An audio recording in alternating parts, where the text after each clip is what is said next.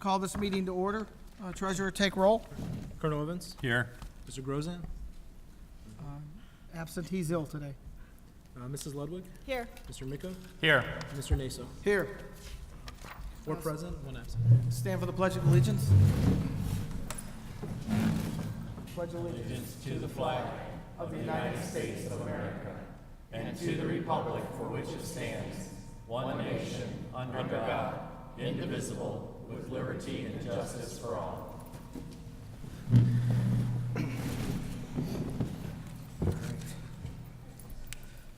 At this point of the meeting, we always restate our district goals. We have 3 goals. They're very important. Everything in this agenda, everything we vote on, everything we do should reflect our dedication and commitment to those goals. The first goal is student achievement. That's our #1 goal. That's what we do everything, and we work towards our 2020 plan.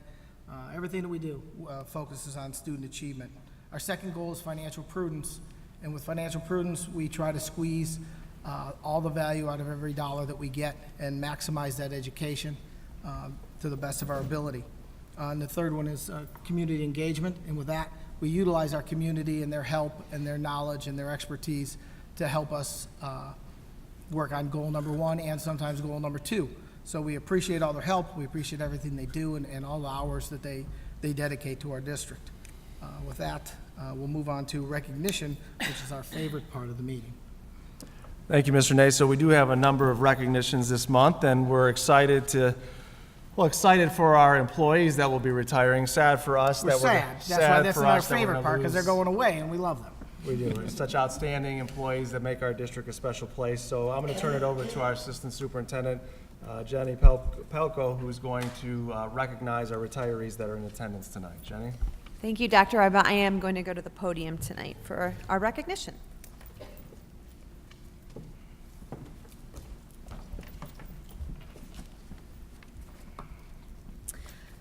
So it is my honor to be able to recognize our 2019 retirees. Among them, altogether, there is a total of 314 and a half years of experience. And so as we just stated, we certainly are going to miss their expertise and all of their dedication that they have, time and effort and energy that they have given to students over these years, and you will be greatly missed. So at this time, if I could ask our union presidents, I have Mr. Ian Steffen from the Strongsville Education Foundation, or Strongsville Education Association, and Mr. Paul Cummins from OPC 290, if you could come forward, and they're going to assist me in passing out our retirement gift. And I also would like to thank Dwayne Cook, Ted Hardaby, and Dan Hogan this year, because these are directly from our makerspace at the high school.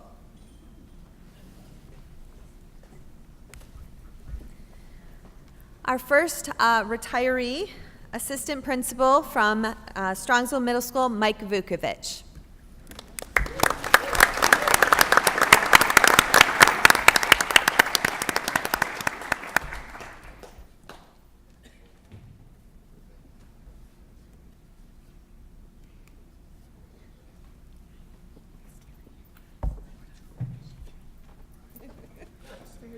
Jenny, Mr. Vukovich requested that he do a speech. No, he didn't. So Mr. Vukovich, or Vuk, as he is known by, began at the high school as an assistant principal. And while his stature may be intimidating to some, Vuk is nothing but a big, soft teddy bear with a huge heart. Every morning for the past few years at SMS, he has been a magnet for many of the bus drivers who stop in before making their elementary runs. They look for his smile and engage in some jovial banter. Vuk seems to make a connection with almost anyone he comes into contact with and makes it memorable.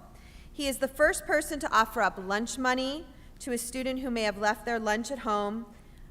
He is also the first person to hold a student accountable for their education in a supportive yet firm manner. And I'm sure the students will miss him dancing with them when his song comes on during the winter formal and he attempts to get low, low, low, is that how it goes? By Flo Rida. A little better the other way. Okay. Mike, you have worked at the high school, at Center, at Albion Middle School, and now at Strongsville Middle School. You have worked with many principals, teachers, students, and families. Your adaptability and willingness to do what needs to be done is certainly appreciated. Thank you for all you have given to Strongsville City Schools over the last 22 years, and I know you are going to love retirement.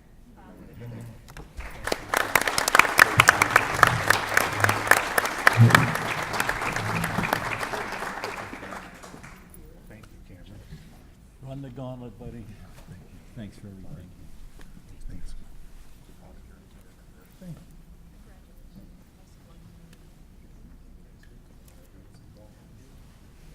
Our next retiree, Cindy Bailey.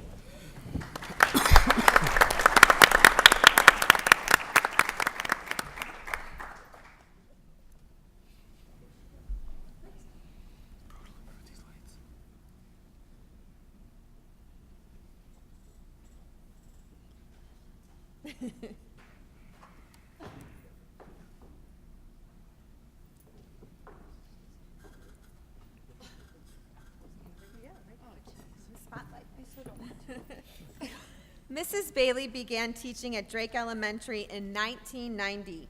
Her principal, Glenn Stacco, shared that the words that come to mind when thinking of her are joyful, flexible, collaborative, and a true team player. Mrs. Bailey accepts new ideas, challenges, and uses her creative mind to come up with something magical and engaging for her students.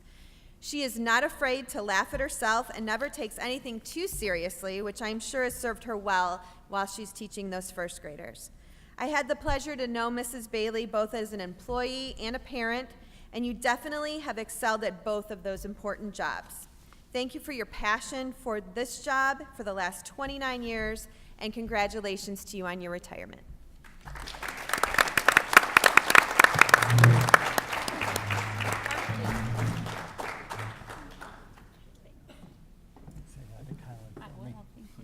Congratulations.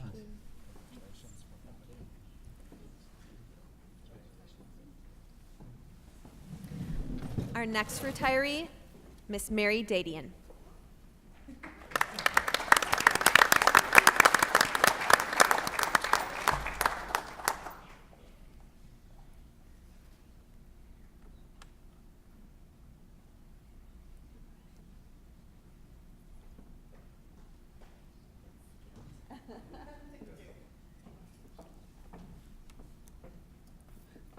Mrs. Dadian began teaching math at Albion Middle School in 1984. She was actually my first math teacher when I transferred to Albion, and I remember how patient and good she was at explaining math to me, which was not very easy. For the last 22 years, she has been at the high school, and according to Dr. Smithberger, Mary is a total team player. No matter what happens, she will have a smile on her face and does what is necessary to ensure that every student in her class is successful. Mary, I've got to know you as a student, a colleague, and a friend, and I could not agree more with that sentiment. Thank you for your hard work and efforts for the kids of Strongsville. You deserve it after 35 years. Congratulations.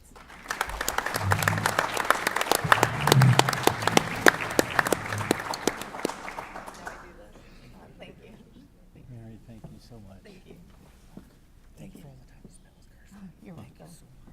Congratulations, we're proud of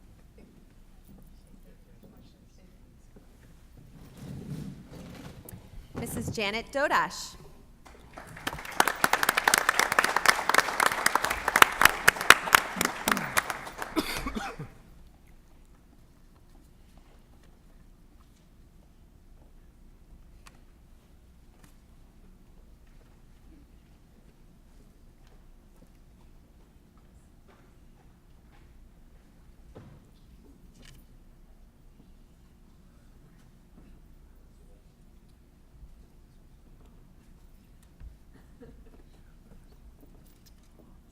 Mrs. Dodash began in our district as a small group instructor in 1998 and is a premier example of hard work, dedication, as well as personal commitment to each and every student, parent, and coworker that crosses her path.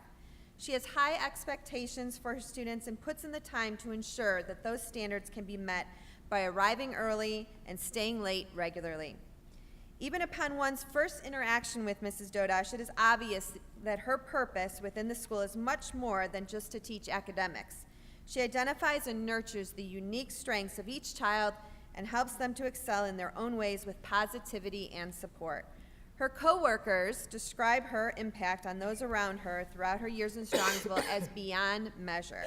Her principal, Mr. Marino, said, "If I needed to find her during her planning time, I could always find her with her teammate laughing very loudly about something she said or did. Her good sense of humor is contagious. Enjoy your well-deserved retirement."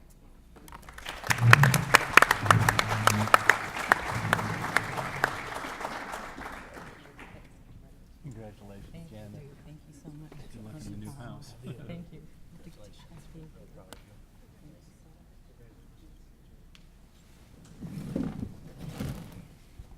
Mrs. Laura Lamberty.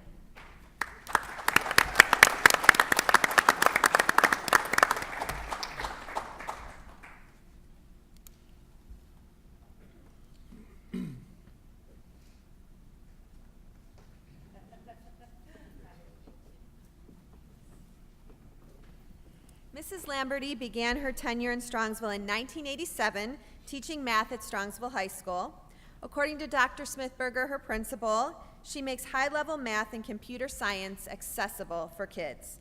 She builds relationships with her students and goes the extra mile to make sure they are all successful. I remember one of my first moments as a student at SHS was having Miss Burns, as you were formerly known, and her best friend, Miss Lorenzo, as my cheerleading advisors. There was some drama on our squad, as sometimes happens with 16-year-old girls, and Laura took the time to talk to us, talk us through it, and ensure that it continued to be a positive experience. And all these years later, I still remember her kindness. Knowing her then and now as a colleague, she is still the same positive, easygoing, and person that she was way back then. Thank you for all you have done for many students you coached and you taught, and enjoy your well-deserved retirement.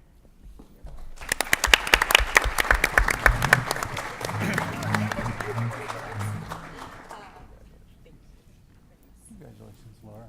Congratulations. Good luck to you. Did you start when you were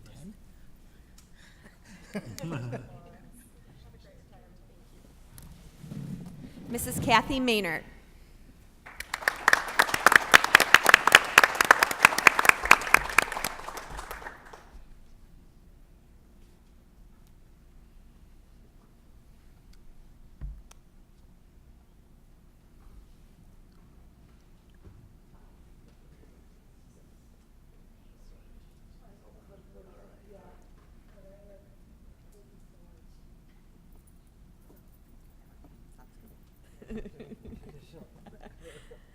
Mrs. Maynard began with us in 1992 as a small group instructor, then became an intervention specialist, and now is in her current role of Title I, where she helps students daily with their reading skills. Kathy has a passion and love for her students. She works to look at not only the academic challenges they may face, but who they are as a person. She truly cares about their likes and tries to appeal to how they learn best. I hear that Kathy is planning to travel across the country after retirement. You already have the RV ready to go. The bikes are loaded, you said? Okay. So Kathy, enjoy that new adventure, and congratulations to you.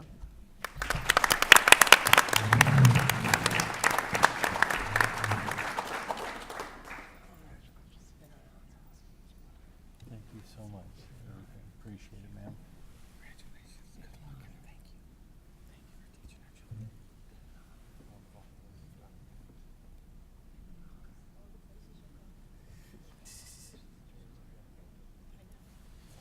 Mr. Jeff Port.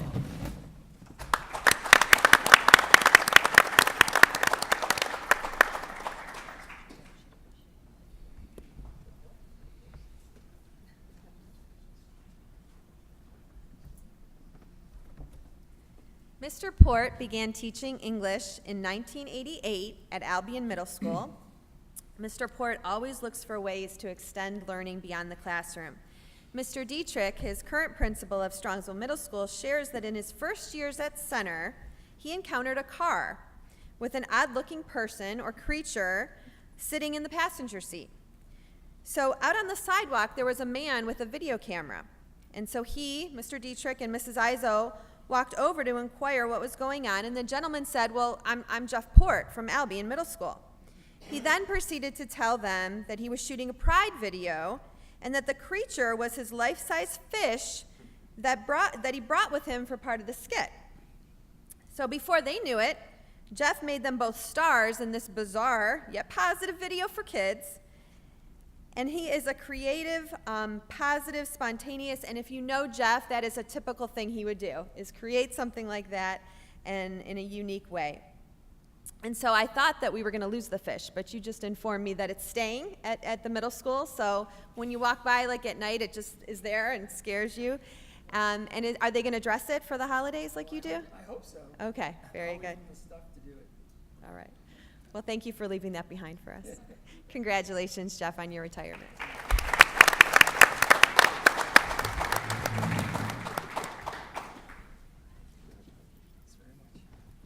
Good luck, Jeff. Congratulations. Thank you. You'll be missed.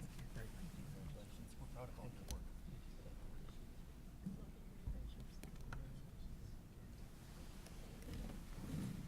Mrs. Leslie Wise. I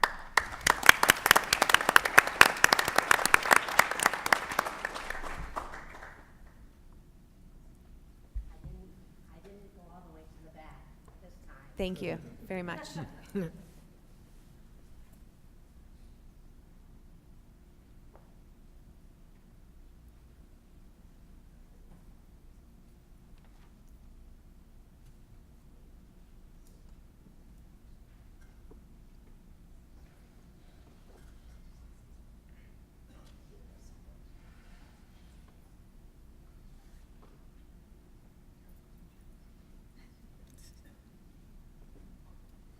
So Mrs. Wise began her teaching career in 1988, teaching 4th grade at Muraski, and has touched so many lives over her long career.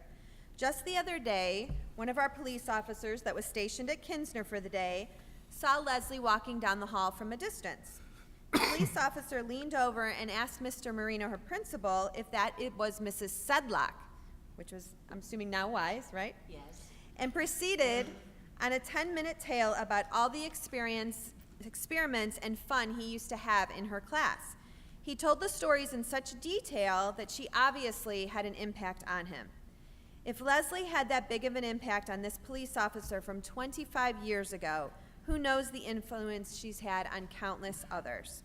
Even in her last year and weeks of school, she is trying new things in her classroom and making a wonderful effort to reach all of her students.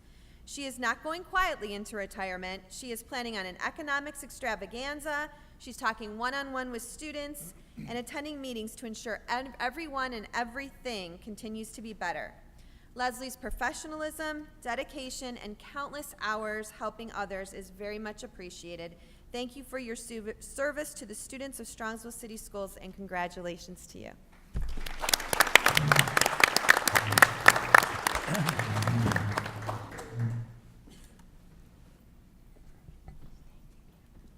Economic extravaganza, is that a shopping spree? Yes, it is. Okay, good. It is. Thank you very Good for you. Thank you so much. Thank you. And finally, Mrs. Evelyn Deisner.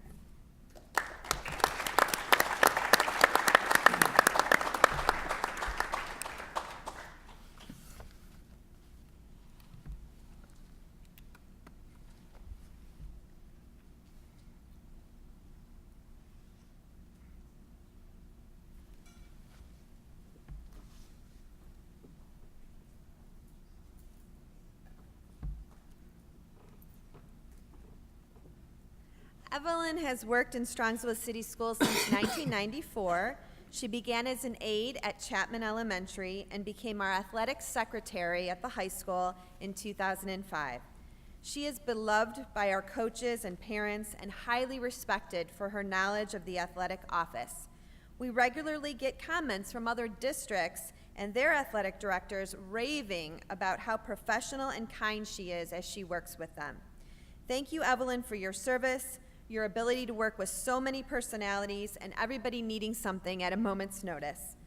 Congratulations on your well-deserved retirement.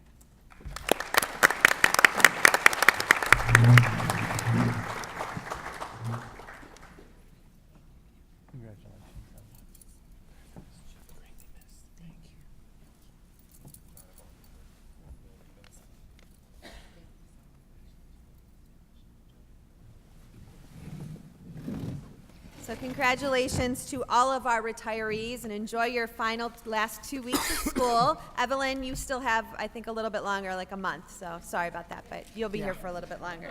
We're going nowhere fast. We appreciate all of everything you've done and wish you all the best, and couldn't be more fortunate to have you work in our district. Thank you.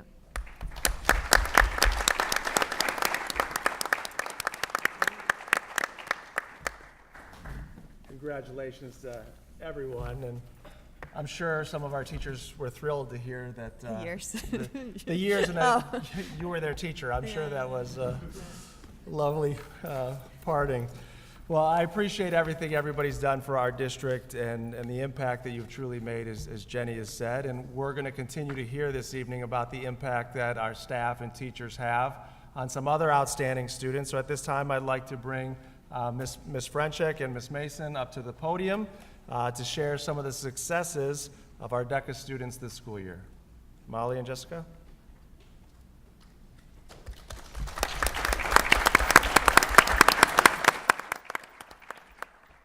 Hi, hello. Congratulations to our retirements, especially my friends.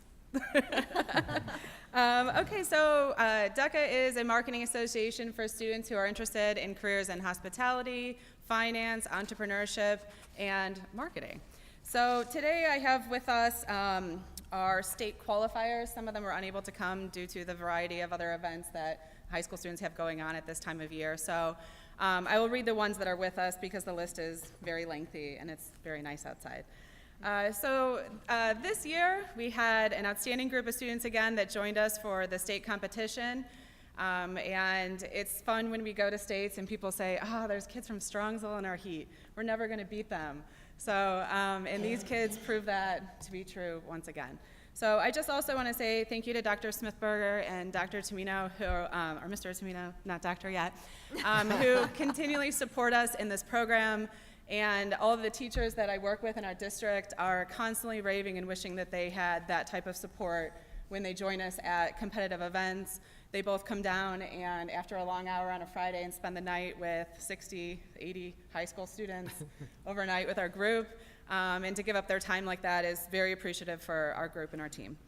So I'll get started. And we had 12 national qualifiers this year. We had 3 first-place teams, which I'm very proud of, and 1 second-place team, 1 third-place team, and then a 4th-place team too. So we had 28 seniors who qualified for finals at states, and we took a nice group to nationals, which had 22,000 people at the competition. So I'm going to start with Haley and Vera, so you guys can just, if you guys just kind of want to line up, and then you can come up and make it easy for you. So Haley Dye and Vera Maclick-Lindsay are our national qualifiers, first place in the marketing and management team event. Haley will be going to Miami and majoring in finance, and Vera will be attending Cincinnati and majoring in biology. So, come on up.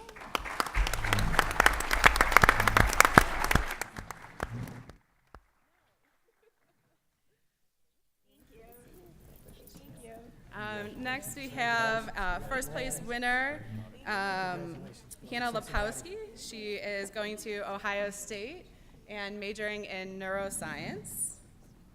So congratulations, Hannah.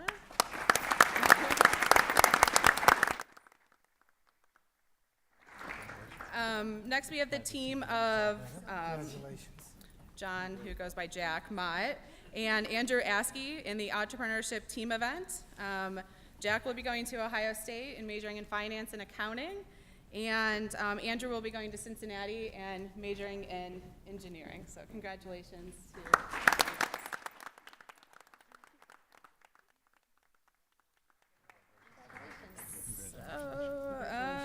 let's skip down a little bit. Next we have Connor Hennessy And Connor was in the 7th place in the entrepreneurship event. He'll be attending Ohio University and majoring in business.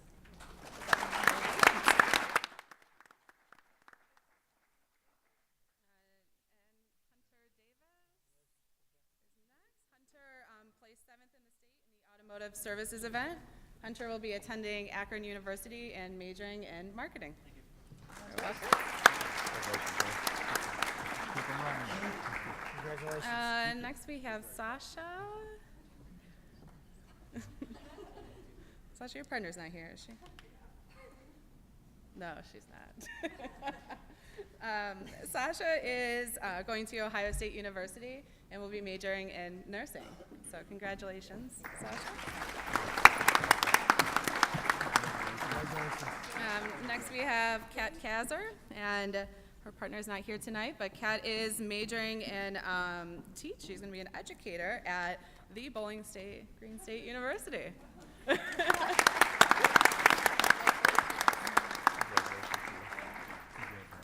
Next we have the team of Angie Aruz and Lindsay Homa. Angie is going to University of Akron, majoring in marketing, and Lindsay will be attending Ohio University, majoring in business. Congratulations.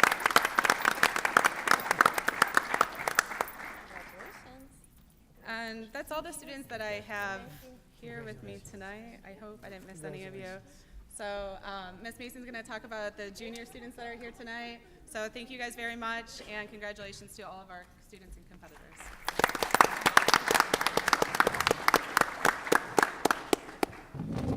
Thank you all for having us today. Congratulations, seniors, and I wish you the best of luck as you continue your journey through college, whether that's business or another field that you're choosing to pursue. But this year, I had the opportunity of teaching the junior DECA program once again, and it really was my goal to improve my preparation and the students' performance for this year. And I couldn't have done that without the help and guidance of my colleague Jessica Frunchik or Dr. Smithberger or Mr. Tomino, as Jessica had stated, or the students' patience and eagerness and ability to learn. So we took a variety of students to states, and they competed in a variety of different categories. 90% of those students then advanced to the final rounds, and then 3 juniors qualified for the national competition in Orlando, Florida. So there's quite a few students here that I would like to recognize. There's a few that couldn't make it due to work commitments, sports, things of that nature, but I will recognize the ones that are here tonight. So the first one is Claire Abdallah, and she was one of our national competitors. She competed in the quick serve event.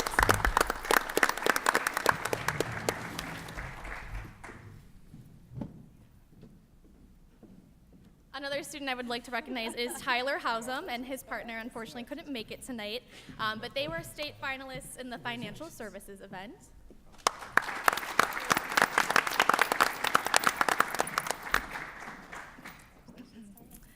The next is Cassidy Losigno, and she also was a national qualifier, and she competed in the food marketing event.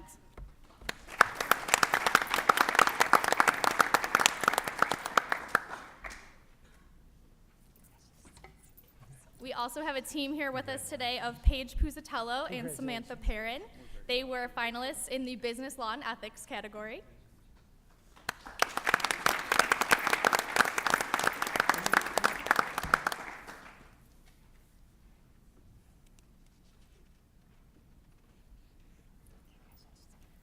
And we have Olivia Rice, who participated in travel and tourism. Her partner also couldn't make it, but she is here to accept on her behalf.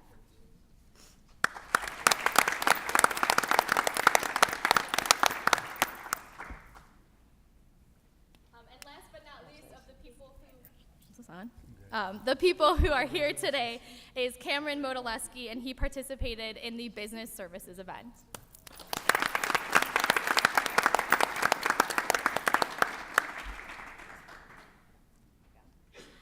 So thank you once again for having us this evening, and I'm very excited to watch the seniors as they continue to grow on their journey, and the juniors as they continue through the program, and I'm very excited to see what the future holds for DECA.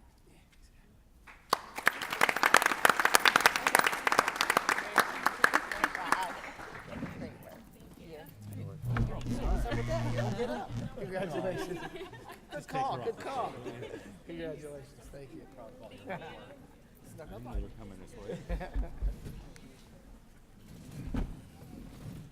Outstanding.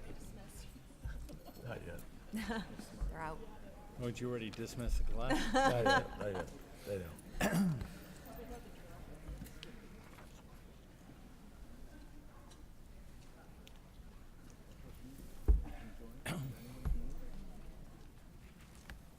This is true. At this time, it's my privilege to recognize another one of our outstanding teachers. So I'd ask Principal of Strongsville Middle School, Mr. Dietrich, to come up and do the honors. Steve?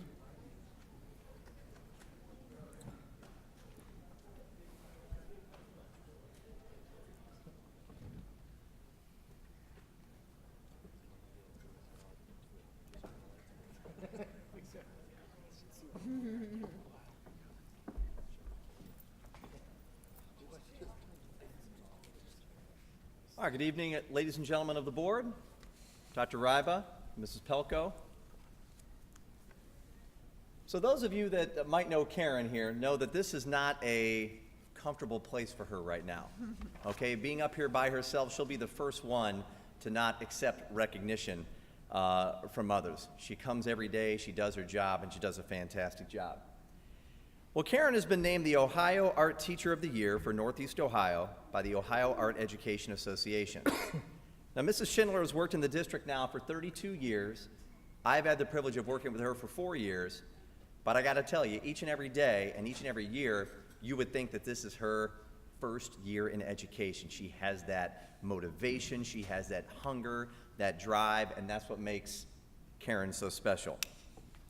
So Karen seamlessly works to foster creativity in our students at SMS. She is also responsible, in collaboration with our music teachers, for the design of a course in art and music production called AMP. And she oversees several student extracurricular groups, Comic Club, Stamping Club, Art Club, and I think at one time, oh gosh, what was it, Animation Club at one time? So yeah, so we have clubs that come in and out often at the middle school. So, but she's always the first one to jump on it when you've got kids that are requesting for a teacher advisor. So Karen is also, she's been a team leader for much of her middle school career. Whether she's been part of the Family, the Extreme, or right now the Voyager team at the middle school, she's always there in a leadership role. And she always has a voice, and that voice is for her students and also for her colleagues in an effort to do what is best for the school. At times, Karen will stop at nothing to get her point across, and she truly has perfected the art of persistence, which makes her such an outstanding educator. I gotta say, her husband Brian is one lucky man. So the qualities of Karen, the person, transcend into what makes her so effective in the classroom. Simply put, she has a passion for people, and she shows how much she cares. And as the old saying goes, no one cares about how much you know until they know how much you care. Karen cares about kids and about finding ways to maximize their potential and provide as many experiences as she can for her students. Caring for others, whether it's making 1,000 paper chains to raise money for Center Gives Back, to hang all throughout the school and all throughout the hallways, to provide for our families around the holidays, or also just providing a gift card to her colleagues when a birthday pops up, someone part of her team. Karen always takes time to build relationships with everyone. So while I haven't spoken a lot about art, it's what makes her such a fantastic teacher is the person that she is. And I'm proud to work with Karen for the last 4 years. So to me, she's simply an outstanding person as well as an outstanding art educator. So while she's been in the district for 32 years, I still look forward to many, many, many, many, many more years with you, Karen. So thank you for everything. Congratulations.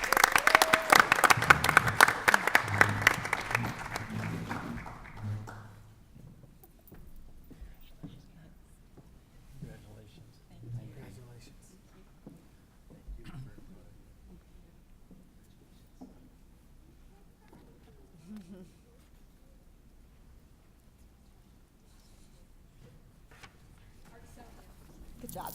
Are you coming down the line? You're coming out. Always good to see you.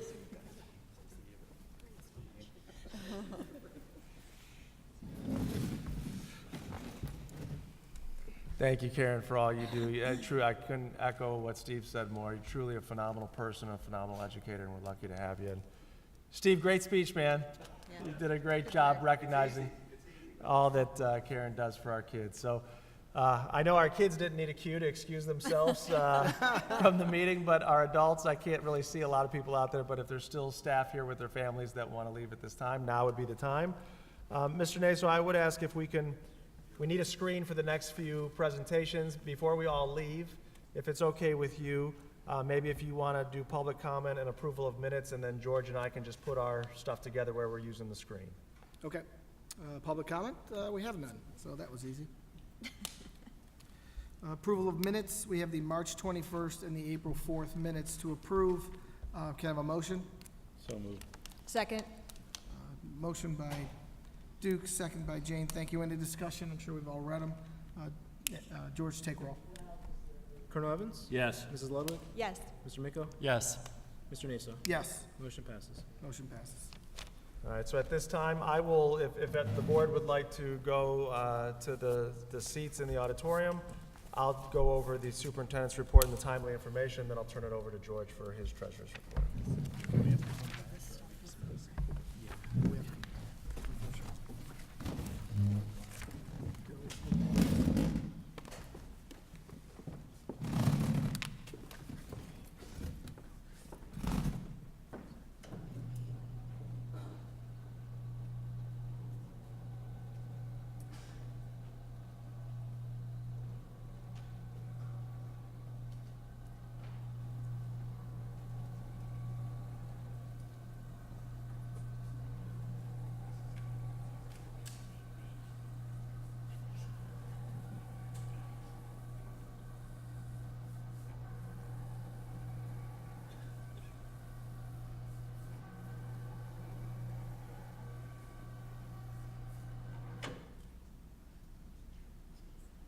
All right, we ready? I'd like to thank the 7 people that are still here.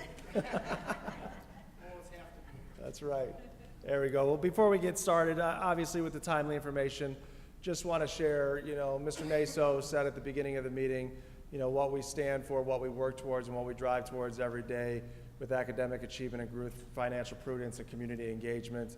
And I just want to, on behalf of the board and all of our staff, share a heartfelt thank you to our parents, to our community for their tremendous support at the ballots on May 7th. It truly does mean a high-quality education for the future of our kids moving forward. So thank you for your support, thank you for your trust, and as I shared with those that are on our email group, this is not the end for us. This is the beginning of a strong partnership, of an engagement between our parents and our community members and our district, because it truly is, as it says up there, our kids, our city, and our future, and we need to continue to partner moving forward. So once again, a thank you to our community for their outpouring of support on our levy. It truly is going to make an impact on the lives of thousands of children moving forward. I'd also like to say that one of the aspects we had in our levy communications was a webpage called Rumor Has It. It was very popular. We got requests for information every single week. Although we've deactivated the levy sites, that was such a popular feature that we have renamed it Heard Around Town. And there is a link on the website. So right where the issue 4 link was, if you go to strongnet.org, one of the first quick links that's called Heard Around Town. It's the same concept. If you hear something around town, if there's something your neighbors are talking about, or you have a question that you're not sure about, submit it through the Google form. It's an anonymous submission. If you want to have an email address and add it, we'll get back to you. But every Monday, we'll review the questions, we'll post the answers on the website, and that way we can continue to collaborate and give accurate information as to maybe what you're hearing around town. So we encourage everybody to continue to use that feature, continue to share what you're hearing, so we can continue to collaborate moving forward. The other thing that I wanted to share, as we have about 10 days left in the school year, is some of the things that we have in store for the summertime. So obviously during the summertime, we still keep moving as a school district. We keep developing our staff and our teachers and where we're going, but we do have a lot of opportunities available for our students. So some of the opportunities I want to highlight is that we do have an elementary summer school for students in grades 2 and 3. We invite students that are on a reading intervention and monitoring plan. So some of our second and third graders that may need some support in reading, we invite them in. We provide a 3-week opportunity for our students to develop their skills in reading and writing. We're able to do this at no cost to the families, but the way we fund it is we're able to do it at no cost to the district. So it's a service we're able to provide to increase the skills of our students, and that's why you may hear or read in the paper that every year we have nearly 100% of our students meeting the 3rd grade reading guarantee by the state, not only because we have phenomenal K-3 literacy program in place to help support, but our students that may need a little extra support, we provide that and do that in the summertime. One of the other things we're able to do, and this is the first year we've been able to do it, and we use some of the grant dollars that we get to fund it, is we have students from a variety of countries. Aaron, I know I'm gonna put you on the spot, but 30-plus countries, right? So we have students from 30-plus countries, and some of them come to our district and cannot speak English. And so what we are doing this summer is we're providing a free program for the students that's funded through grant dollars, federal grant dollars that we receive, to help improve students' reading and writing skills in English, and it's going to be on Tuesdays and Thursdays throughout June at one of our elementary schools. So I'd like to commend Aaron for bringing this idea to life, and we're excited to help support our students with their English reading and writing skills so that when they come back in August, that they'll be all that much further ahead for the school year. Also, if you have a child that's a musician in elementary and middle school, we do have a summer band and orchestra program. I think that's happening in June this year. So another great opportunity for our students to continue their music skills outside of maybe private lessons or just practicing at home, but to get involved. It's a great social opportunity, and it's a great opportunity to further develop their skills. And we also do have summer school opportunities for our middle school and high school students. So registration is coming out soon, or has come out? It's out. So summer registration has come out. So if some of our students want to get physical education or health those credits taken care of in the summertime, they can do that. For our students that maybe need to retake a class because it didn't go so well during the school year, we have an online credit recovery opportunity for them so they can take care of those credits and not get behind and stay on track with their peers. And then one of the other things that we're doing and continuing to do and we're excited about, right before the school year starts, we provide a kindergarten screening opportunity for all of our incoming kindergartners. So one of the things we like to do is when our students come to school, that they're in school, they're with their teacher. But there's a lot of rules and laws that we have to follow with kindergarten. We have to do hearing screening, eyesight screening. We have to do some pre-academic skills testing. So with a lot of volunteers and a lot of help, Aaron's department organizes this so that we can get all of these required tasks and great information done prior to the school year. And our students, whether full day or half day, can start the school year with their teachers in the classroom, and information will be coming out soon as to the days for our various kindergarten programs. And last but not least, July maybe slows down a little bit, but August we're back up and running.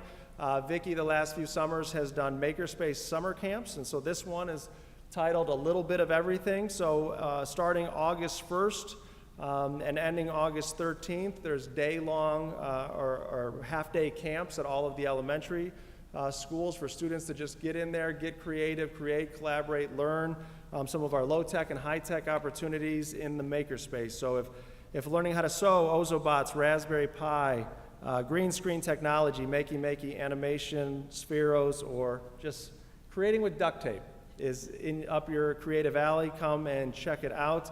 Principals have already started sharing information with their families, so take a look, and those are always very popular, and we encourage you to sign up early.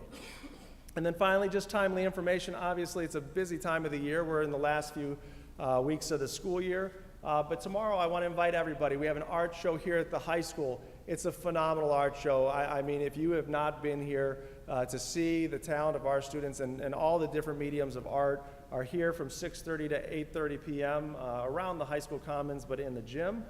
You can see we have a lot of spring concerts coming up in the upcoming weeks, from Showtime to a Rising Star Showcase to our traditional end-of-the-year band and orchestra concerts. I don't think we need to remind people that Monday is Memorial Day, And thank you to all of our veterans and Colonel Evans for your service for our country, and a day to honor them, and a day that the school is not in session. And then Friday, May 31st is our last day of school, and we do look forward to concluding another successful year on June 2nd as we celebrate the class of 2019. And if you're looking for a shirt to wear or something to commemorate the end of the school year, make sure you head out to Where I'm From in the mall. They're still selling their Bill shirts. And all of, how generous is this? All of the proceeds from the sale of those shirts come back to our Education Foundation, which provides field trips to our students at select grade levels. So be sure, if you're needing a new t-shirt or a graduation or end of the school year gift, I'd encourage you to head out to Where I'm From. Any questions, board members, on timely information or report to the community? All right, with that, I'm going to turn it over to George for his treasurer's report.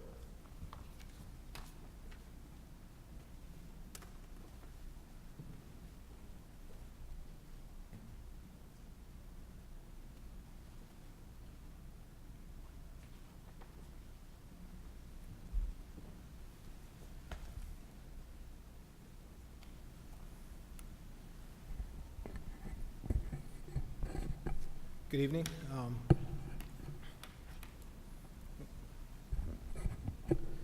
right, here we go. Good evening. So, just to recap my treasury report, the first item on the agenda is the 5-year forecast. And just for those new in attendance, the 5-year forecast needs to be presented, approved, and filed to OD, the Ohio Department of Education, 2 times a year, once in October, then again in May, with the October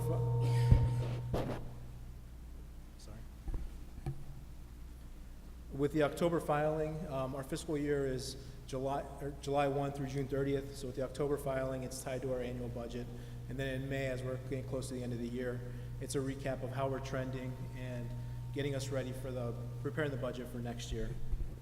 Just one note with the October filing, and the law is changing. So next year, the law moved it from October to November. So we'll be presenting it in November annually rather than October from here on out. The 5-year forecast major assumptions. We have our general fund revenues, our general fund expenditures, and our 5-year forecast summary at the end. So our major assumptions, the first item is revenues, and revenues are our biggest revenue source.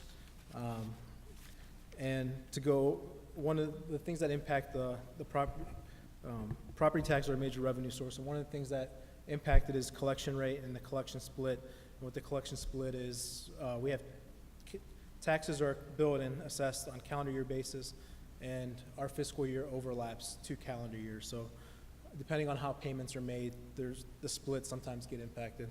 And then also the property taxes are 3 classes. We have a residential, commercial, and public utility. For residential, the collection rate is about 98%. It's been consistent at 98%. And for the life of the forecast, it's consistent at the 98%. The residential split for residential, it has been consistent in the years past. There was a change between calendar years 17 and 18 due to federal tax laws where everyone paid their taxes in advance, so that impacted our fiscal years. But on the forecasted years, still projecting the same split that we had before, about 52 to 47, 48% split. Commercial collection rate, as you can see, the commercial collection rate varies from year to year. It's kind of been inconsistent. This year I forecasted a 93.25 collection rate. We ended up getting a 95% collection rate, but the forecasted years, I've taken the 6-year average from what you can see, and it's about 93.54. So as you can see from the prior years, it fluctuates from up and down, and same thing with the commercial split. It's been inconsistent from year to year. It seems the last 2 years have leveled off, and I've used that same methodology for the out years as well. The assumptions continue. The first 2 bullet points are the split and the collection rate that I just went over. Also, just for a benchmark, a 1% change in the residential collection rate is about $431,000, and a 1% change in commercial is about $160,000. And then also during fiscal year 19, prior year delinquencies paid were about 1.3 million. For fiscal years 20 to 23, the forecast is assuming prior year delinquencies to be about $900,000 annually, which is about the average. And then also during fiscal year 19, refunds were about $2 million. There was the spike due to the Cleveland Clinic. But for fiscal years 20 to 23, the forecast is assuming refunds to be about $900,000 annually, which is the average given if you normalize this year's increase. Assessed valuations, the property taxes are billed by our assessed valuations. Our fiscal year 19, these are actual now, 1.6 billion. We had the reappraisal, which went into effect at the beginning of January, which increased the valuation by 10%. And then I have the out years forecasted based on the trends that happened after a year. After an appraisal, the following 2 years, I've lowered the residential by 0.5%, and then for 2022, which will be the triannual update, I increased it by 2%. And then the last two bullet points, we now have 2 renewal levies. The first one, the 6-point mill levy, which was last renewed in 2016. The forecast assumes the levy will expire in tax year December 31st, 2021, and collections will continue through December of 2022. And recently, the May 2019 5-year 5.9 levy with collections beginning January of 2020, and the forecast assumes the levy will expire December 31st, 2013, while collections will continue through 2024. Continue with the revenues, the state funding. The first part is the TPP, which fully got phased out in 2018.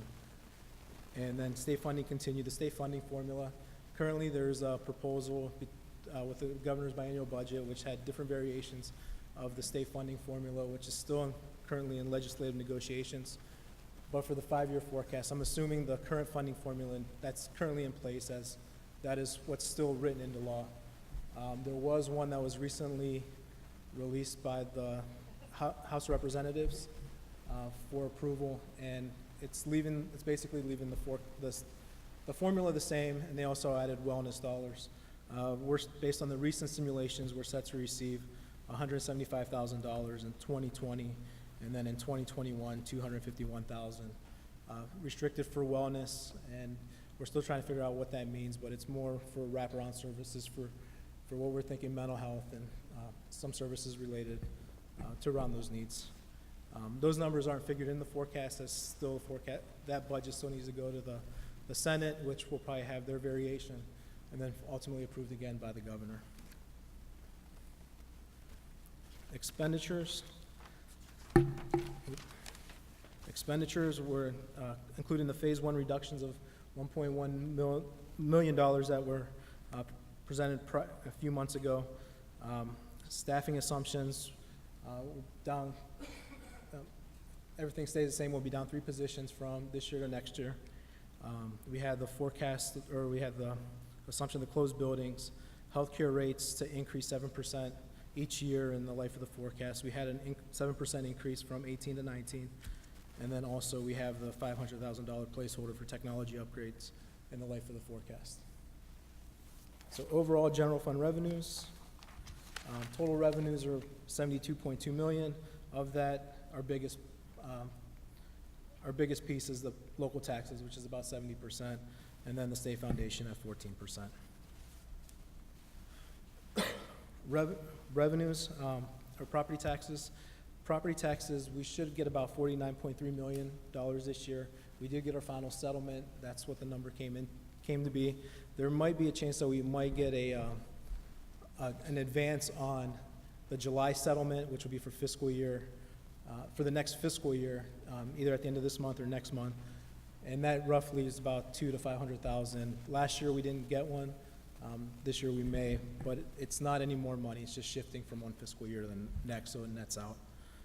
And then in 2020, for fiscal year 2020, which will begin July of this year and then go into next calendar year, we'll receive half of the new 5.9 mil levy, which we see the increase from 49.3 to 55.9. And then in 2020, the second half will come in, which that year will have the full collection of the new dollars. And then in 2023, As you can see in the red, the 2016 renewal would drop off, a half a year would drop off there, which is indicated by the red.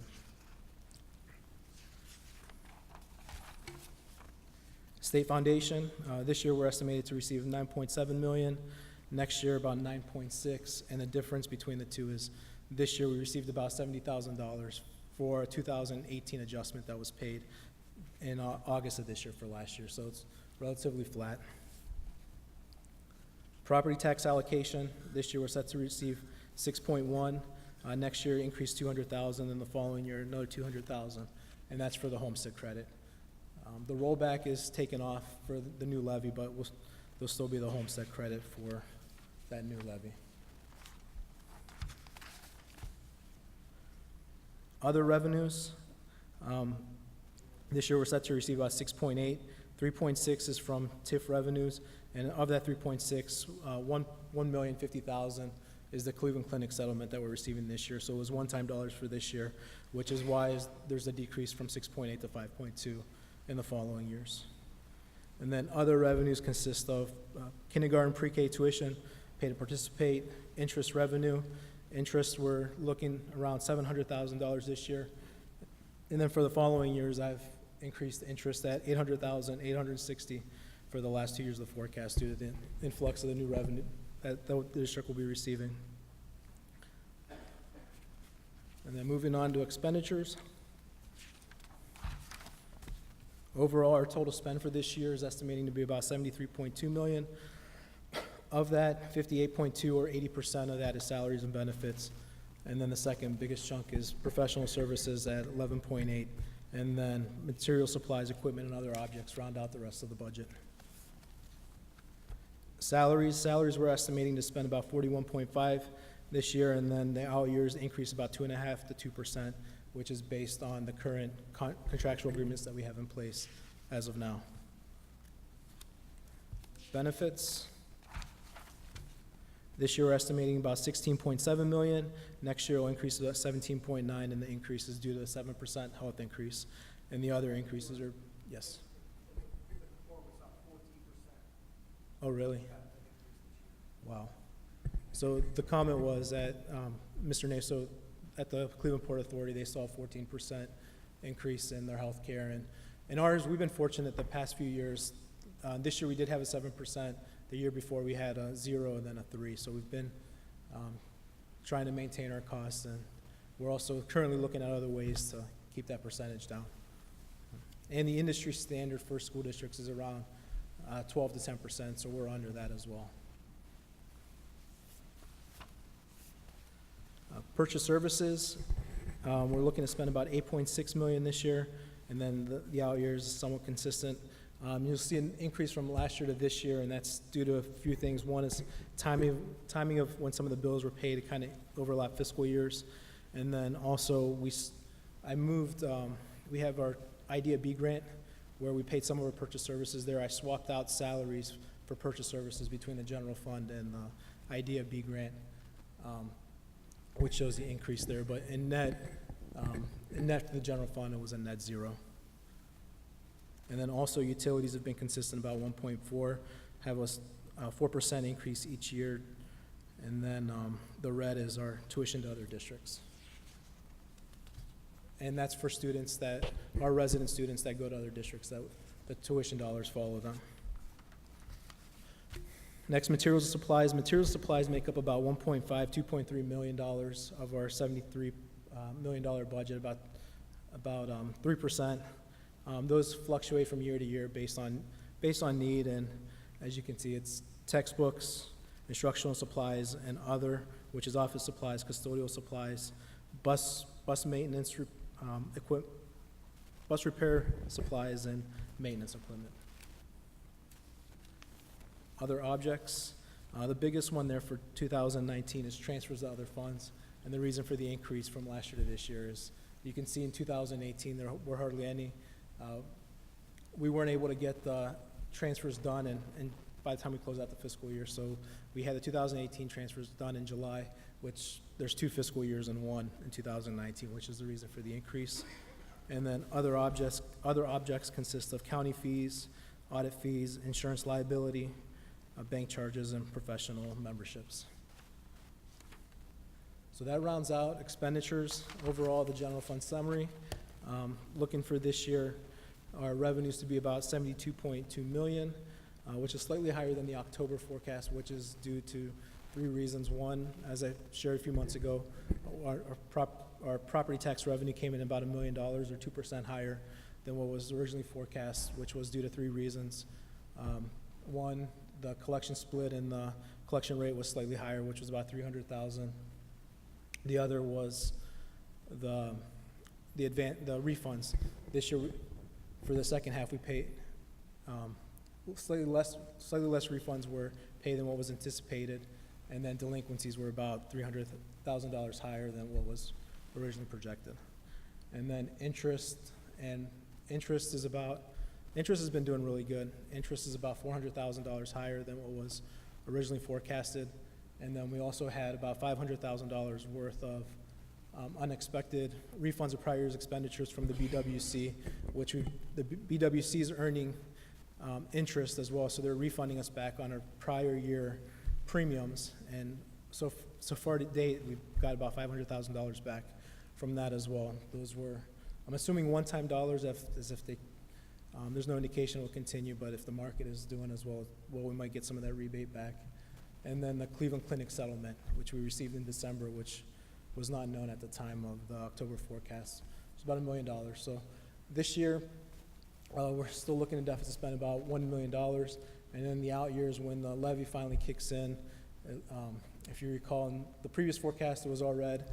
Now with the support of the community, we've been able to level out our forecast and to show a positive balance through the life of the forecast and anticipation going another 5 years out to get to our 10-year mark, as we stated a few months ago when we were going off for the levy.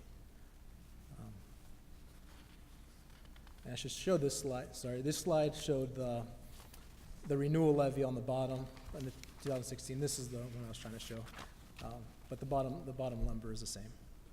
So that concludes the forecast. If there's any questions. Oh, thanks. All right, so I think I'm done with the screen, so we can go back to the rest of the agenda.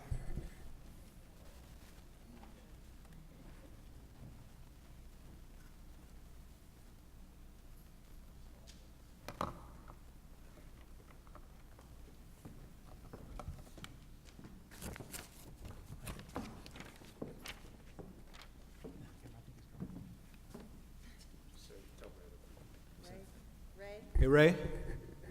Ray, you there? Oh, there you go. We're done. Thanks, Ray.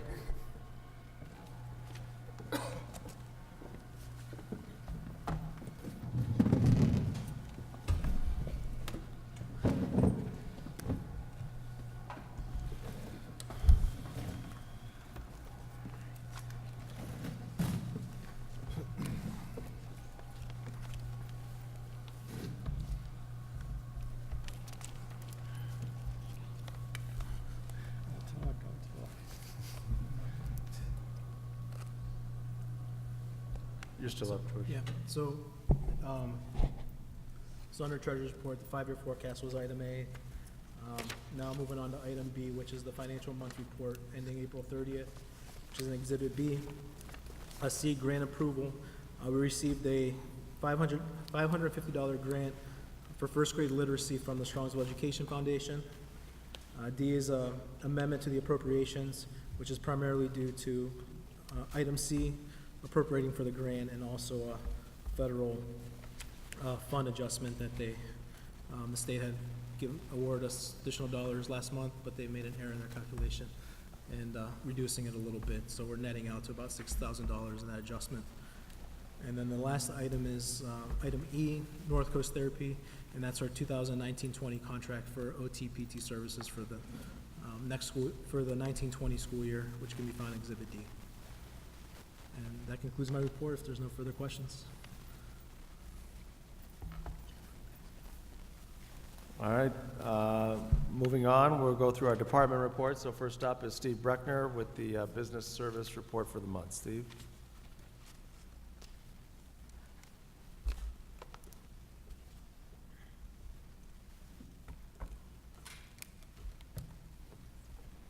Good evening, everyone.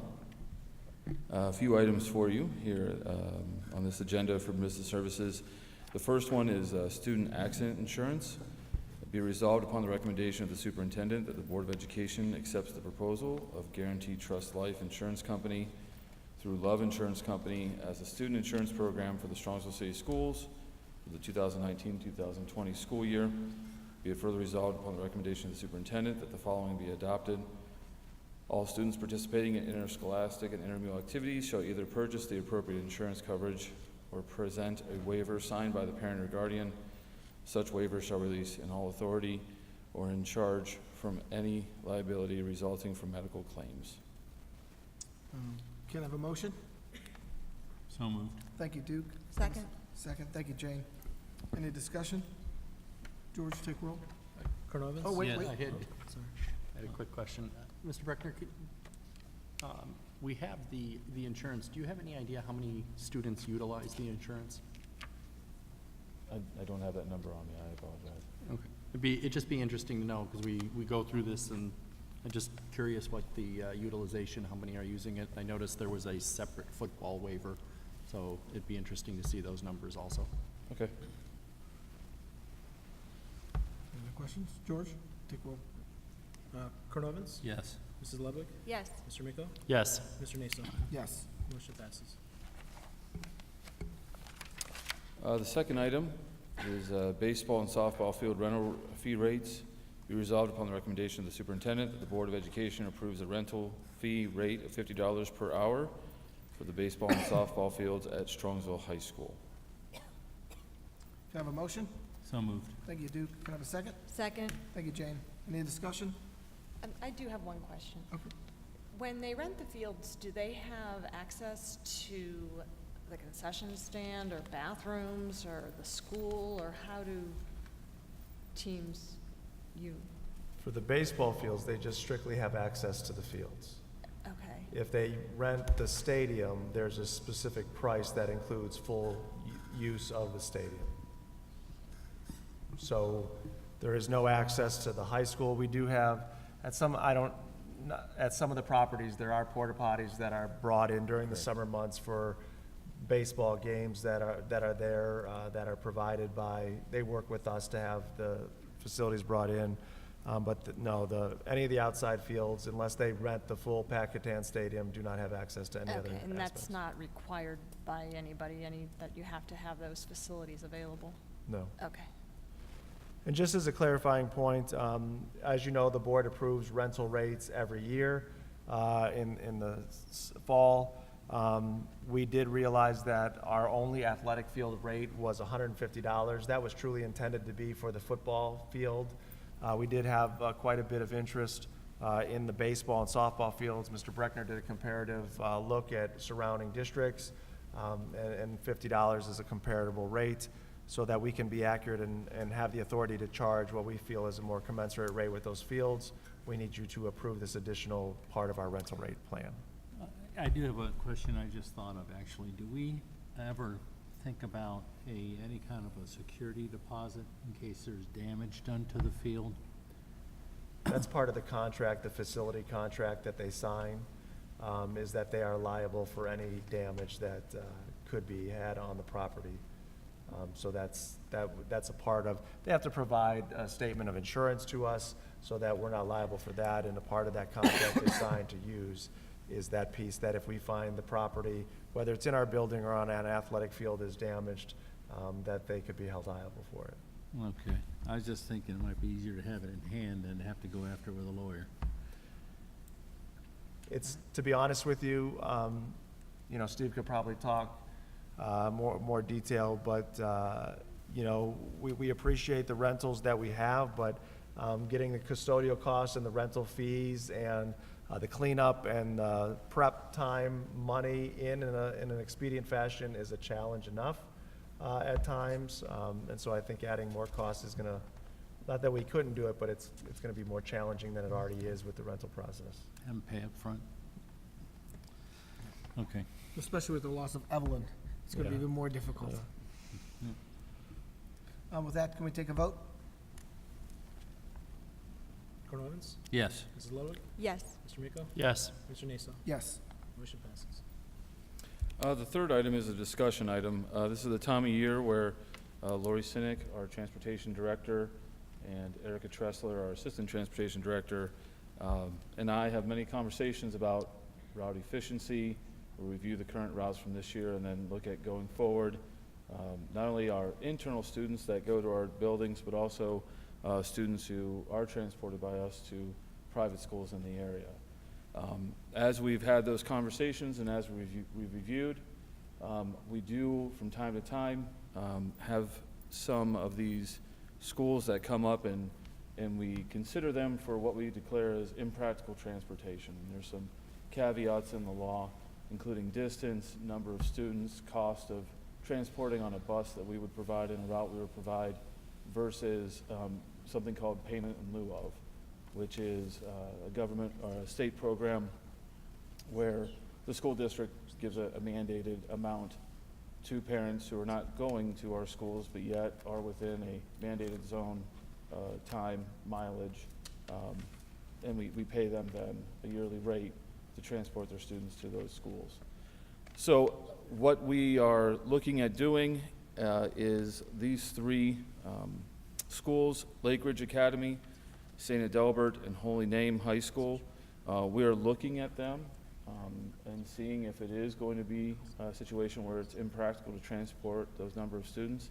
One of those on the list is because the school is closing, St. Adelbert. So that one is easy to declare impractical since it will no longer be having its doors open for students.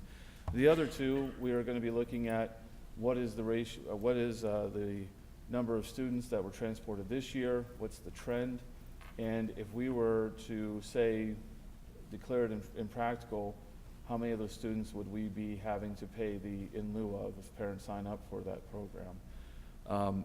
As of right now, we're not declaring that these are impractical. We are just opening it up for a discussion item.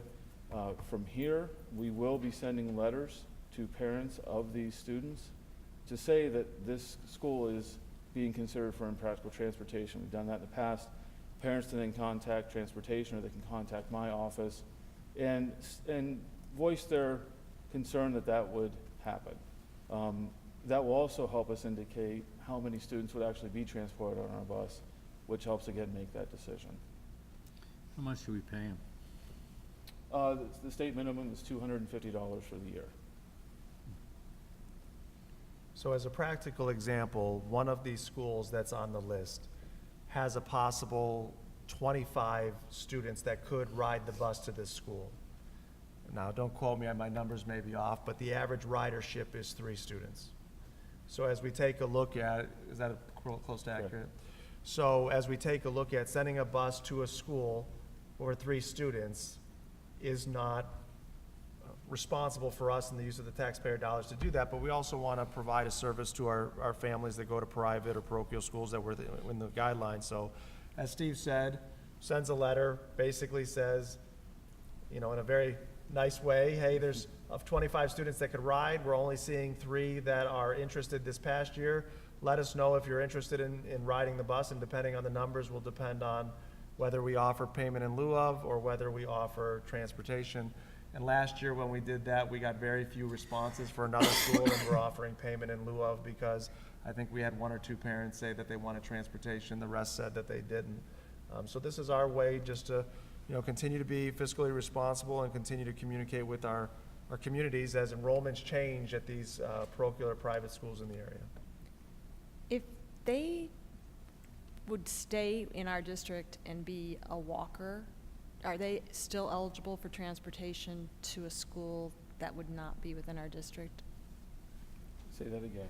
If they're a walker to their home school, Okay. are they eligible to have payment for transportation to a school that we don't bus to? If they had stayed and not gone to a private school and they Okay. wouldn't need a bus because they're walking, Okay. do we have to pay for them to go to whatever school they want to go to? Yes. Okay, I just want to make that clear for Yes. people that this is required. So if they, just thinking this through, if they say they don't want transportation, and we determine that we're not gonna go there, and then they change their mind and say, okay, now I want payment in lieu, can they do that? Yes, they have up until the last day of the current school year to apply for the payment in lieu of, and then we would pay out the $250. It's kinda snaky, okay, Yeah. all right. Steve, if you could just forward to the board the current numbers for the schools. Okay. I think it'd be interested to see how many could get it and how many are taking, or, you know, the three, whatever the actual statistics are. And then when we get the response from the parents, I'd like to see that data also. Okay. And I know Lori does a great job of putting together what's called a T2 report, which will give what it costs for a student in Strongsville to be transported. You could take that number, because that becomes a real number for the route, correct? You can take that number, and then when we only have 3 people that are driving that same route, you can see the inflation that happens where, you know, how much it costs for a single student to go to that school when we provide transportation is drastically different from what it costs for one of our students that are being transported to one of our schools. Were there Sorry. any, I know in previous conversations, the state had redone some of the testing. Did anything change? Not to my knowledge, nothing changed. Lori's here with us tonight. I don't think of any of them that changed. No, any of the state timing. There were no schools that fell within the half hour. Well, Yeah, we had nothing that changed. lawyer asking about the 2 schools, remember? And that Correct. was what I think Richard's talking about. Right, and then whether it was coincidental or whether it was because people were asking questions, the state came in, and the state has a very defined procedure to determine the times, and they do a time trial or a time test, and that determines whether I think we we're requested those obligated. tests. It was Right. a combination some of of, the schools, they were requesting, because some of the, and I don't want to belabor this because I know it's interesting to me, but not everybody else. A lot of people will Google, correct, the entrance of their school that they want to go to. Well, Google will give you a quote-unquote as the crow flies, so direct. We have to go with traffic patterns, we have to go with where the lights are, where the streets go. The state comes in whenever there's a contest and says, okay, well, this is the route. They come in and literally put a stopwatch on that. And if it's below that threshold of a half an hour, then it's declared that it's practical, that we have to pay the payment in lieu of, but anything over a half an hour is impractical by the distance. And then we are not eligible to transport those students. And this year, all of them that were challenged were upheld by the state. And that timing is held until there's a major change in traffic pattern or a major change in some kind of routing, if a new highway was to open, for example. So these schools are within the half hour?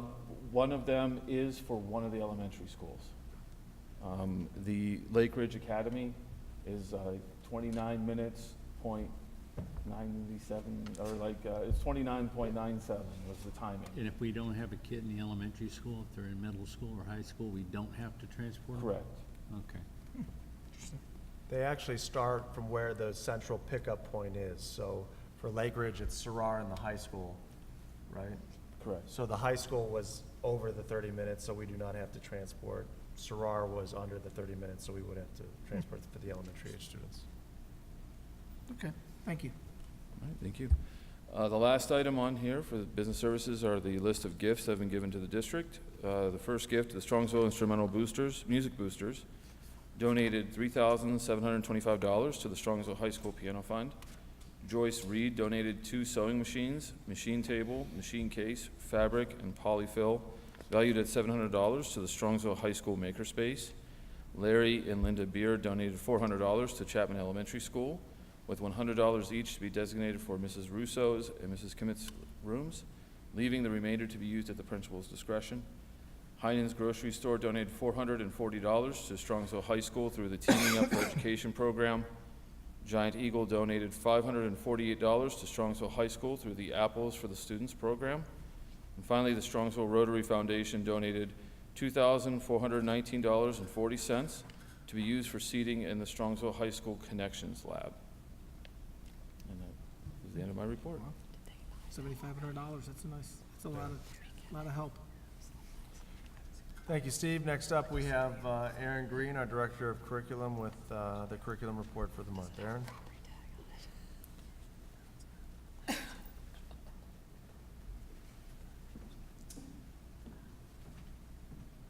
Good evening. I have 6 items tonight under the curriculum portion of the agenda. Item 1 is the list of potential graduates as shown in Exhibit F. Be it resolved upon the recommendation of the superintendent that this list of potential graduates be approved to participate in the Strongsville High School commencement ceremonies to take place on June 2nd, 2019. Final approval is contingent upon successful completion of all requirements for graduation. Item 2 is a student teaching affiliation agreement between Grand Canyon University and Strongsville City Schools, as shown in Exhibit G. Item 3 is Lexia Learning, which is from our literacy grant from the state of Ohio, to purchase 5 unlimited site licenses to Lexia Reading Core 5 at a cost of $49,950 for 2019-2020 school year. And again, that is grant-funded money. It's not a taxpayer's expense. Item 4 and item 5, we have the Strongsville High School Student Handbook and the Strongsville High School Athletic Handbook to be approved for the 2019-2020 school year. And the last item, item 6, is an overnight trip for the Strongsville High School football team to attend an overnight camp July 22nd through the 24th, 2019 at Case Western Reserve University. Transportation takes place via the school bus, and costs associated will be paid by the participating students. Thank you, Aaron. Thank you. Thank you. Next, we have Assistant Superintendent Jenny Pelko with the Human Resource Report. Jenny? Thank you, Dr. Ryba. Under Human Resources this evening, I have the following items for your consideration. Under D1, certificated retirements. D2, non-renewal of contracts for certificated substitutes. Under D3, appointment of an administrative contract, appointment of our leadership contract, and you will get to meet Kyle Kiffer at our June 6th meeting. He'll be here. Continuing under D3, appointments for junior Air Force ROTC contracts, appointment for non-certificated staff, appointment for non-certificated substitute, appointments for certificated tutor, appointments for summer school, both elementary and secondary, appointments for certificated supplemental contracts, and under D3 on page 15 here, I do need to pull Kimberly Taylor from the floor for Assistant Marching Band Director for SHS. So again, that's D3, Kimberly Taylor to pull. Continuing, appointments for certificated supplemental contracts paid upon completion. Jenny, is she also pulled for summer band or no? No, she'll continue to do the summer band. She's focusing on orchestra next year in her schedule, and so she elected to withdraw her name for assistant marching band, only for the fall. Appointments for certificated supplemental contracts paid upon completion, appointments for non-certificated supplemental contracts paid upon completion. Under D4, changes in hours for non-certificated staff. D5, changes in status for a non-certificated staff. This is an adjustment to days. Changes in status for non-certificated staff, changes in status, we have a recall from reduction in force for non-certificated staff. Under D6, a stipend for our auditorium, stage, and lighting crew. Stipends for our local professional development committee. Stipends for our summer curriculum development and through the general fund, and then through Title IIA, our Improving Teacher Quality Fund. Under D7, contract recommendations for administrative staff. We have 2-year contracts, 3-year contracts. Contract recommendations for certificated staff for continuing contracts for our teachers, and certificated limited contracts. We have 1-year limited contracts, 2-year limited contracts, and 3-year limited contracts. We also have contract recommendations for our leadership, 2-year contracts, 3-year contracts. Contract recommendation for non-certificated continuing contract. Under D8, medical leave for administrative staff member. and medical leaves for certificated and non-certificated staff. Under D9, we have unpaid leave for our certificated staff and unpaid leave for non-certificated staff. And finally, under D10, we have volunteers for our chaperones. Yeah, not as long as in the past, but pretty long. Any questions? Yeah, busy Yeah. month. And then finally, our Director of Instructional Technology, Vicki Turner, will be coming up to give her technology report for the month. Vicki? Good evening, everyone. Under technology, we have technology upgrades. Be it resolved upon the recommendation of the superintendent that the Board of Education approves the purchase of Chromebooks, computers, Chromebook tablets, Chrome Google Management licenses, and associated supplies and cases not to exceed $165,000. Be it resolved, excuse me, upon the recommendation of the superintendent that the Schedule 1 of the agreement between Meta Solutions and Strongsville City Schools be approved to provide information technology services for the 1920 school year at an annual cost of $92,125. There is a 2% discount, which we always do pay before July, which does reduce that price. And then be it further resolved upon the recommendation that the Schedule 2 of the agreement between Meta Solutions and Strongsville City Schools be approved to provide our Info Ohio Library services for the 1920 school year at the cost of $15,950. Be it resolved upon the recommendation of the superintendent that the agreement between Southeast Security and the Strongsville City Schools be approved to provide our Cisco phone system support. Advanced parts replacement software support includes maintenance, minor and major updates. This is a one-year agreement for the period of June 22nd, 2019 through June 21st, 2020 at the annual cost of $32,249.39. Thank you. Any questions? Yeah, how much do we use those phone people? How much do we use How much what? do we use them? Do we have a lot of repairs, or are they just basically sucking down $32,000 a year and not doing much? For Southeast, Yes. we use them a lot. Okay. A lot. Southeast Security, we get a lot Duke, of support from Duke, them. that's also for the SmartNet contract. So the money doesn't it's not just going to the vendor. Yes. The money's going to have active warranty with Cisco. Okay. So it's a Cisco license or It's something? well, Cisco calls it SmartNet, but it's their maintenance agreement so that you get software, firmware upgrades, security upgrades, what have you. Okay. So a lot, I don't want to say a lot, but a substantial portion of that amount is passed through to Cisco. Yeah, okay. Thank you, Vicki. And with that, that concludes my report for the month. Thank you, Cameron. With that, that brings us to the report on Polaris. Thank you, Carl. I wanted to congratulate the students who were inducted to the Career Technical or National Technical Honor Society. 84 students for Polaris as a whole were inducted this year, and we had a number of students represented from Strongsville. In our engineering program, which occurs at the high school campus, but it is a Polaris program, I wanted to congratulate Theodore Chait, Michael Gallagher, Cole Joniak, Allison Monyak, and Dawood Nasser, who were all inducted as part of the engineering program. And then we had a number of students who were inducted that go to the Polaris campus, and that includes Courtney Condra for medical professionals, Samantha McCurdy for medical professions, Samantha Orlowski for dental assisting, Lydia Robney for medical professions, Anna Sharanevich for criminal justice, Trenton Thomas for electronics and alternative energy, Michael Trudler for precision CNC machining, and Kevin Wiedner for business professional and office technology. And I just want to highlight that to be part of that Career Technical National Honor Society, you have to earn all A's in your Polaris program, you have to maintain a 95% or higher attendance rate, and you have to maintain a 3.0 or higher cumulative grade point average, not just your Polaris studies, but your high school studies.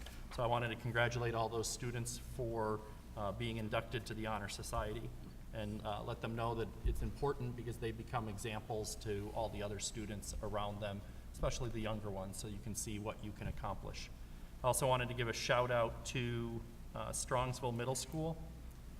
Polaris Palooza drag race competition occurred earlier this month, and the Strongsville girls middle school team won, and it was a contest among all of the Polaris school districts at the middle school. They all came together, and our girls represented and won the contest. So that's very exciting for them. If you haven't had a chance, please visit twitter.com/PolarisCareer. That's the Polaris Twitter feed.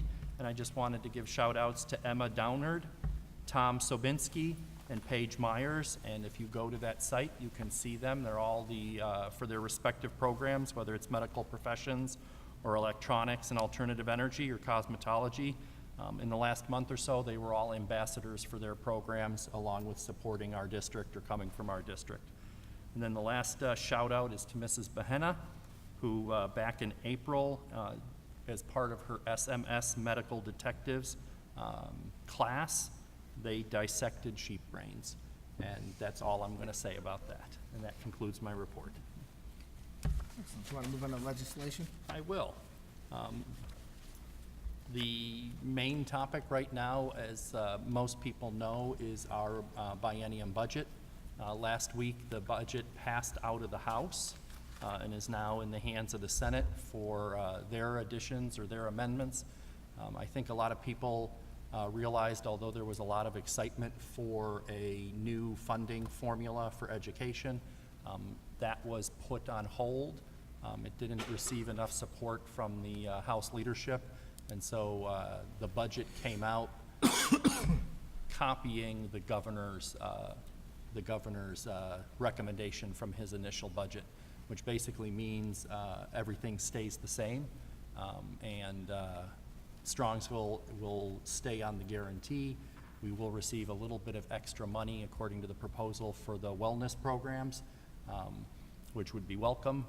But at the end of the day, what I do want to highlight is the way the budget gets advertised and how it has an adverse effect in Strongsville.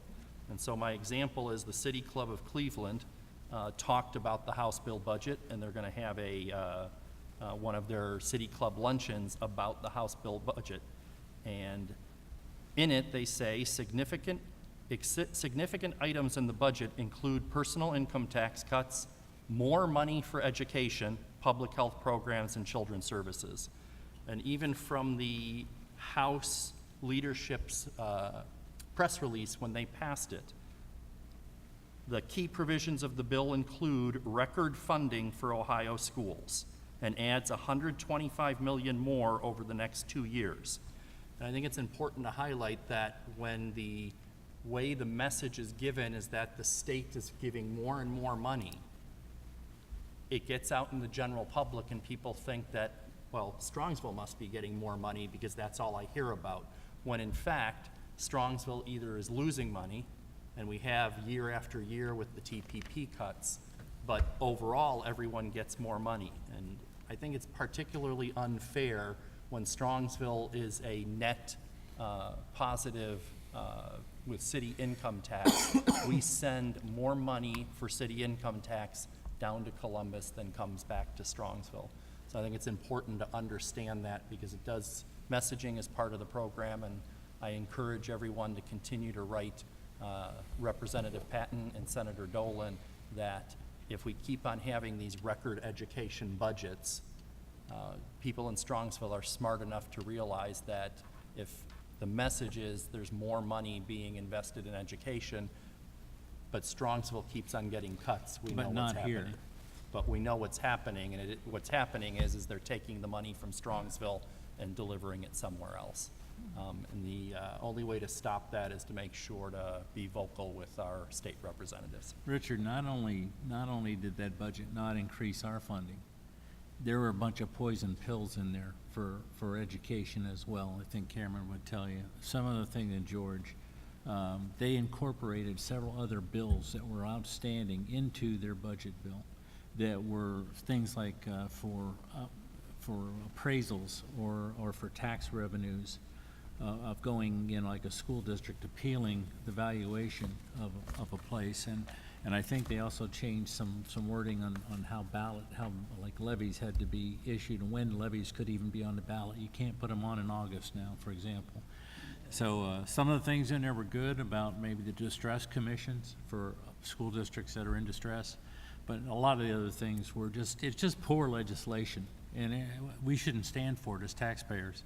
You know, and the biggest thing they do is move the date from October to November. They need to find something else to do. So, I don't know, keep writing to them, you know, keep writing to them, keep bugging them, because they're not really representing the best interests of Strongsville. So the one I would highlight, if, and you can send an email, whether it's to Cameron or to myself or anyone on the board, and we'll get you the information. The one that potentially could be very pernicious is reducing the school district's ability to challenge reductions in property tax. And if that becomes law, we could very easily see a period of time where businesses throughout the state, whether it's Strongsville or anywhere, will challenge their values. And you know, if you're the business, of course you want to challenge the value, but what that ends up doing is tying school districts' hands behind their back. So I think that one is the nastiest of the ones that are perhaps being tried sneaked into the budget under the radar. And currently, we do review all the challenges to the valuations, and we currently contest any significant ones. But this would tie our hands and prevent us from doing that, which could be very costly. And that concludes my report. All right. Jane, you want to go to City Council? Yes, thank you, Mr. Naso. They had a meeting last Monday, a week ago Monday, and of interest on the agenda, other than the routine contracts for street paving and lining of streets, is the city authorized the sale of 22.6 acres of land in the Volts Industrial Park to CCL. They're going to be making that their American headquarters, so it's a real feather in Strongsville's cap, and they've committed to creating 110 to 150 new jobs for the city, so that would be a big benefit. So maybe some new families move in and more school children. But another item on the agenda was an ordinance, and it was placed on first reading for rezoning of several parcels of land on 82 that are across from the greens of Strongsville. It's currently zoned residential, and they are petitioning to have it zoned general business. So it was referred over to planning. So if you have any interest in seeing what happens with those parcels, I believe there's 22 parcels on that strip of land that may become general business. So let your council people know your opinion on that, and that concludes our city council report. Thank you. You want to move on to PTA? Oh, yes, PTA council. Well, they're wrapped up their year, and they're having their leadership training for next year's officers. But they wanted me to announce that Friday, after you attend the art show, or even before you attend the art show, they're having a fundraiser at Mulligan's, which if you wear your green and white or Strongsville apparel, you can get 20% of your bill is donated to the council PTA. So it's a fundraiser for council PTA, and again, that's tomorrow, Friday, May 17th, and it's for 4 p.m. to close, and you can dine in or carry out. So if you don't have time to sit and eat there, you can just order and take it to go, and just mention PTA council, and 20% of your bill will be donated to council PTA. And I anticipate Carrie Dewis coming next month to give us the whole rundown of everything council achieved and contributed to the district next month. Excellent. Student achievement? Student achievement, well, we saw lots of student achievement this evening, and graduation is coming up, so just so proud of all of our students and all of our staff and teachers that and families that get our students to where they are. So I don't know what more we can say about that. And Polaris, our kids, all of our students just really are remarkable. So keep up the good work. Excellent. The Student Education Foundation, Jockeys and Juleps was last week, I believe. It was the 2 weeks ago. The first week, the first Saturday in May. Most money they've raised in all 4 years, so they're Right, very so they excited, had a very record appreciative. year, which was incredible. I heard there was a lot of fun there. It was great. That was a good deal. With also with the with the senior night, the SEF gave out, I believe, 13 separate scholarships, so over $15,000 worth of scholarships. So, they continue to be an incredible partner of ours, and we just keep knocking it out of the park. So, excellent.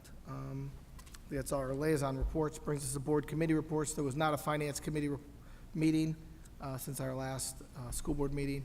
I don't believe there was a policy meeting. But there's one coming up on Tuesday. There's one on Tuesday, yes. Control your excitement. Yes. The next finance committee meeting will be on May 29th at 6:30. The next policy committee meeting will be on May 21st at 6:30. I do not believe we had a facilities committee meeting. George handles that. He's not here tonight. He's out ill. That next meeting will be May 23rd. I like having the meetings in the comments. Thank you. And we're working on the next business advisory committee meeting.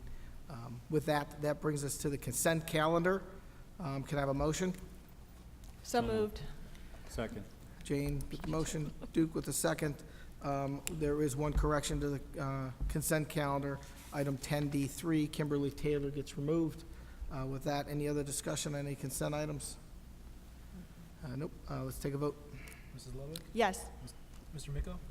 Yes. Mr. Naso? Yes. And Colonel Evans? Yes. Motion passes. Excellent. Thank you. That brings us to Board of Education Other. I'd like to start off the other, and I'd just like to bring up our successful levy again. It was an incredible night, incredible outcome for our students and for our school. I want to start by thanking the taxpayers who voted yes. Thank you for your support. The parents, the grandparents that showed up. I worked the polls at the high school from 6:30 to 7:30 that night, and we were standing there with levy signs, and carloads of parents were filing in, and we were showing them the sign, and like, that's why we're here, and they were high-fiving, and they were just coming in carloads. It was so incredible. We saw students. I saw a carload of kids who drove back from Bowling Green who were old enough to vote and were registered to vote, and they're like, Mr. Naso, we came back to vote. And I was like, it's so cool to see, and it gave you shivers as you saw them all doing it, and it was really cool. We had our teachers and our support staff really stepped up and really did a lot of work. They carried the ball. Community volunteers, every meeting we had, there was 45, 50 of them there helping us out, and the walks were incredible. The students, they did so much as well. City Council, Mr. Gordon Short's out in the audience today. I just want you to, when you go back, tell them thank you very much for their vocal and clear support. We really appreciate it, and for everything you guys do. The mayor, thank you.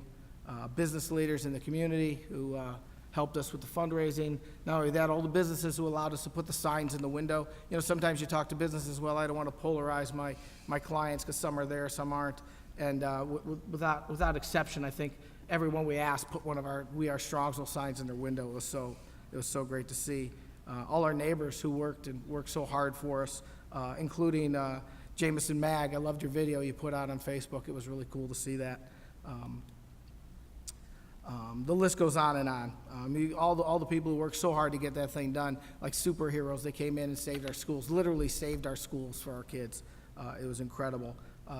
For all the people who voted no, I guarantee you that we will watch every dollar that comes in. This is not going to be, it won't be, spend city where we're buying things and doing things. We still have a tight budget in the future. We're still going to watch every penny. We're still going to do everything we can do, but I just wanted to thank everybody for what they did. It was an incredible turnout and an incredible outcome, so thank you. That's all I have with other. I know. Duke? Yes, a couple of military-oriented events coming up. Saturday is Armed Forces Day. For those of you who like to recognize, and thank you, Mr. Ryba, Dr. Ryba, for recognizing things before. The old catchphrase is, if you can read, thank a teacher. If you can read in English, thank a soldier. And the other thing that's coming up is the Ohio Flags of Honor, which is a big display. Will be in our town square on the 31st of May. The opening ceremony is at 6 o'clock that night. We're hoping to have a couple of flyovers from perhaps some World War II birds coming over. But it's a flag will be placed in this town square for every Ohio veteran, Ohio soldier, sailor, airman, Marine that died in the line of duty. and other flags will be in there as well. So it ought to be quite a display, and it's the first time it's coming to Strongsville, first time up in this area. It'll be on display from Friday through Sunday. So it ought to be something to take your kids to and explain to them that what it means, that freedom isn't free, and it'll be a good time. I think it'll be a good opportunity to teach some history to your kids. Thank you. Tailing right along that, it is National Police Appreciation Week. So when you see a police officer this week, thank them. They maintain that thin blue line between us and chaos. So thank them when you see them, shake their hands, and tell them we appreciate their keeping our schools and our city and all our families safe. Anybody else on any others? We're good. Richard? Just two quick announcements. The Strongsville Athletic Boosters are hosting or presenting their 6th annual golf outing. It's at Bunker Hill Golf Course in Medina.